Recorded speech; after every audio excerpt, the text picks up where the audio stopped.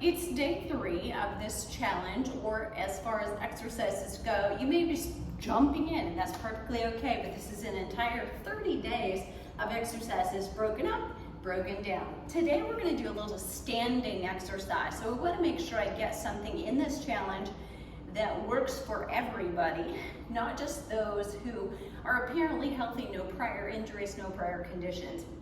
Because let's face it, over 50, even over 40, a lot of clients that I've worked with in the past 40 years, it's a knee or it's a shoulder or something is going on currently that prevents you from doing everything you want to. So I'm going to demonstrate a couple of things, and I'm going to demonstrate, first of all, standing with nothing. So we're not going to use anything, but what I want to show you is that some of the things you see, this is not a core exercise. There's really no resistance, okay? So make the most of your time.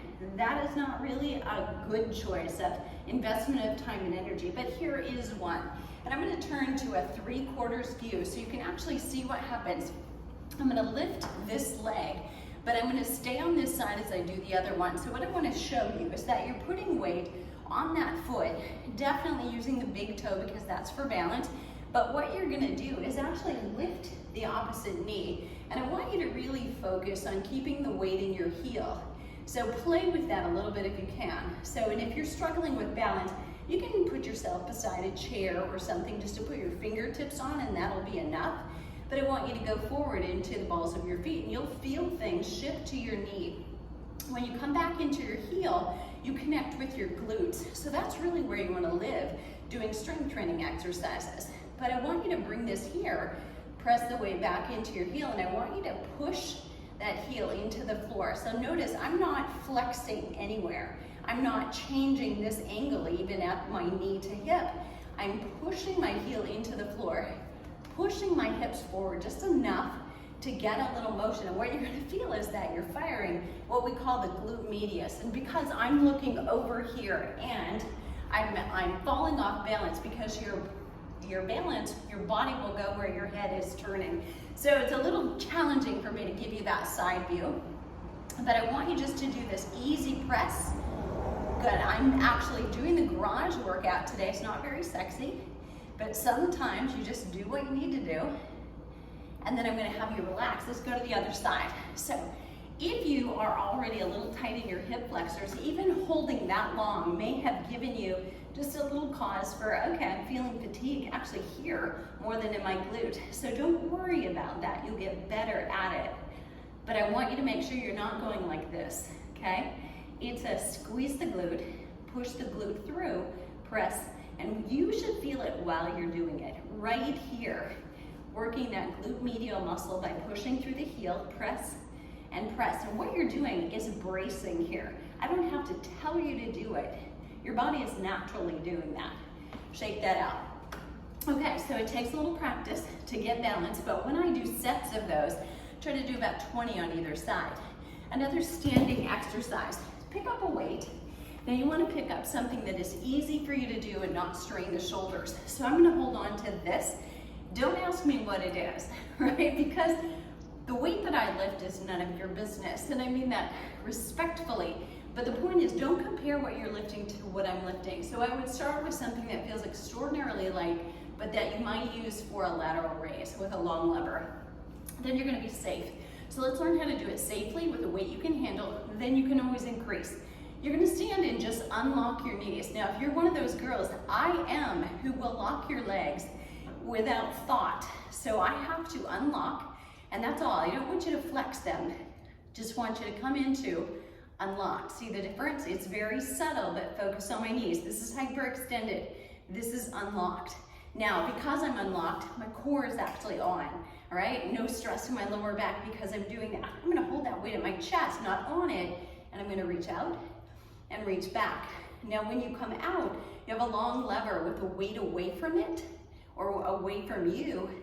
You're gonna actually feel the core has to go on. Now, if you have a weight that's too heavy, you know that you're reaching it because you have strain in your neck or your shoulders. So if you're already there, it's too heavy for you. Just put that one back. Doesn't have to be that heavy. If you just had a child's ball or a pillow, you would still be able to feel a little bit more work right here. Good. All right, 2 more. One more time. Nice, and then release. Good, and release that down. You wanna be sure that you don't allow those knees to lock while you're doing it, or let the hips go forward either, okay? You're done. So I'm picking up a lighter weight because we're gonna actually move this. I want you to think you have a flashlight right here in your belly button. And you're gonna take that flashlight and you're rotating the flashlight. And if I can't rotate the flashlight anymore, I'm not gonna take my arms. I'm just done. That's my range of motion. So we're rotating, and I can let my knees go with this one. We're gonna rotate to the side. It's getting a little bit of rotation, but still with that long lever out in front. And again, we don't want the strain up here. So keep it light enough, right? But very functional, right? Think about opening doors, closing doors, even your car door. And rotation out of bed. We use this move a lot. You'd be surprised how much. And then back, we'll go to the other side. And you're not gonna do a lot of those and get to a point where, oh, I'm at muscle fatigue. Core is not like that. You're just gonna do maybe 10 with rotation back and forth. 1, 2, okay? And that'll be enough. Think of it as a potluck. Get a little bit of everything. Nobody wants you to take all the chicken, okay? That's the good stuff, right? But you can't do that. Would be frowned upon, you won't be asked back, okay? All right, so there you have it. There's 3. And we're gonna come back to the standing leg, and let me show you what you're gonna do next. So you're gonna take a little kick and then bring it down. You're just gonna raise the knee, and you're gonna kick and bring it back down. Easy enough. But here's the kick. What the kicker is, what I'm gonna have you do is raise them up and now count. So we're gonna take a ladder. So you're gonna bring this up and kick and kick. Good, and the only thing keeping me upright is my core. Push and push, and we're not gonna speed this up. We want it slow, so we've got standing on that leg, 3, right? Are you counting for me? Nice, and other side, we bring it up, and 1, and 2, good, and 3. And again, now you're at 4, here we go. And 1, and 2, and 3, and 4, and other side. Now notice, I'm not melting, so I've got to stay up, and if I can't, I'm done. So if you can do this in front of a mirror, you're gonna get feedback about what's happening for you. So if you feel any strain in the lower back, you feel yourself rounding over or hunching up, let's knock that off right now, okay? One more time, kick it out. Now you're also gonna feel that in your quadricep, right? Bring it up and push, and 2, 3, you got 2 more, come on, up and up. You get the idea. So you can keep going. You can play that game with yourself. Go to 6, go to 7, see how high you can climb. That balance will help you. Now, just to stretch those hip flexors out, because we've done a couple involving them. You want to put the heel down, and then you want to push forward through the hip. Good, about 15 to 30 seconds each time that you're stretching gives you the best benefit, and you're better off doing multiples of that. So do that side, do this side, and go back again, than to hold it longer on one side. That happens for a lot of things, both the exercises and the stretches. Press the heel down, push the hip forward. Shouldn't be any stress or pressure on your lower back right now because you're engaged through the core. Good, nice job. All right, now, let me point something out.